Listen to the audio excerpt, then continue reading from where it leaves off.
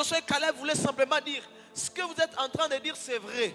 Mais si l'Éternel nous est favorable, nous posséderons le pays. J'aimerais dire à quelqu'un, ne regarde pas la grandeur du problème, mais regarde la grandeur de Dieu. Parce que Josué et Caleb avaient un témoignage du Dieu qui les avait délivrés lorsque Moïse était au sommet de la montagne.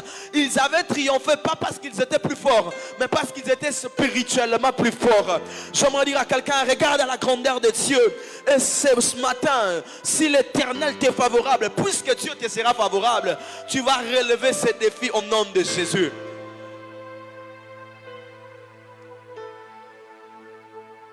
Et puis leur discours était bizarre.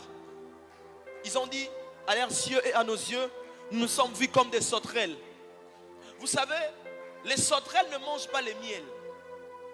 En d'autres termes, ils étaient déjà en train de se refuser l'accès à la terre promise. Parce que Canaan était une terre où coulait le lait et le miel. Quand ils disent que nous étions comme des sauterelles, c'est difficile pour nous de pouvoir habiter ce pays. J'aimerais dire à quelqu'un, il faut parfois arranger ton discours. Ça risque de compromettre ta destinée.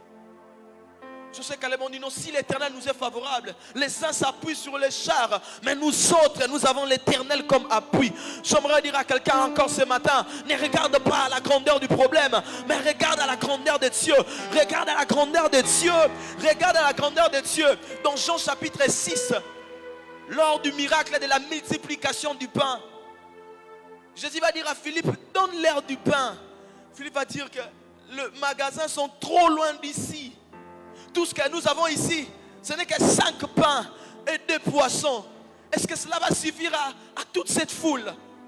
C'est-à-dire que Philippe regardait la foule, il regardait le nombre de personnes. Et par rapport à ce qu'il avait, c'était insignifiant.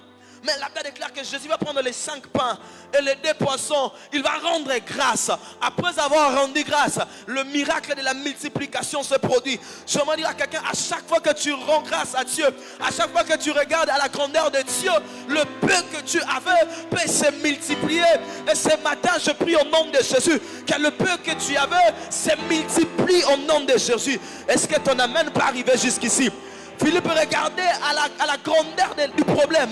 Mais Jésus voulait enseigner à Philippe à ne pas regarder à la grandeur du problème, mais à regarder à la grandeur de Dieu.